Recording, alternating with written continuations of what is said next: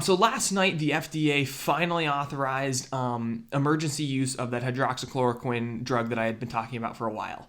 That's very exciting news. That's awesome. That means a lot more people are going to be able to be treated by this drug, which is great. In theory, you would think, awesome, we can kind of calm down a little bit now because we actually have a real treatment process that it is working. Today, I was reading on Twitter about a doctor named Vladimir Zelenko. He operates out of Monroe, New York. So New York has become the epicenter for coronavirus within the United States. And I was reading, he has been treating patients with hydroxychloroquine for a while now with coronavirus. And the statistic that I read was he had treated over 600 people with a 0% death rate. That's awesome, right? That's really exciting. That's really great news. But you can't really believe everything you hear. Obviously, if you read it on Twitter or you read it on just some website, you got to think about it a little bit. So I called his office. I looked him up online and I called the office because I wanted to confirm the statistics, and they did confirm those statistics for me. So coming not only from a couple sources online on Twitter and a website from CanadaGlobalResearch.ca.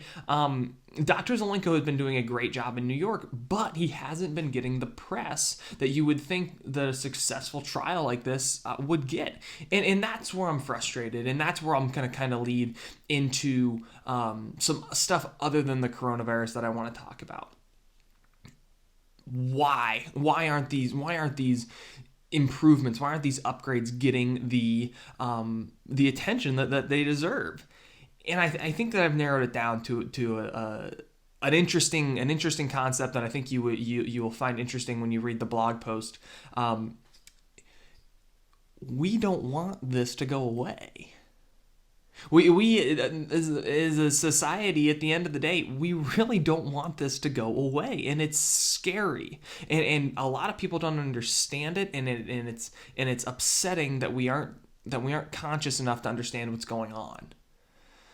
Here's kind of what I'm talking about here.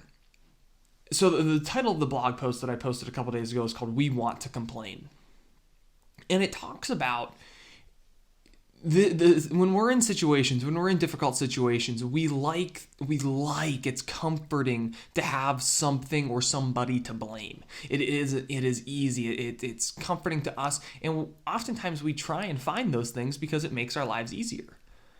What is a better excuse than a global pandemic? Well, it is one of the best excuses ever. I talk about excuses. There is a difference between an excuse and an explanation, and I would really argue that the coronavirus is an explanation.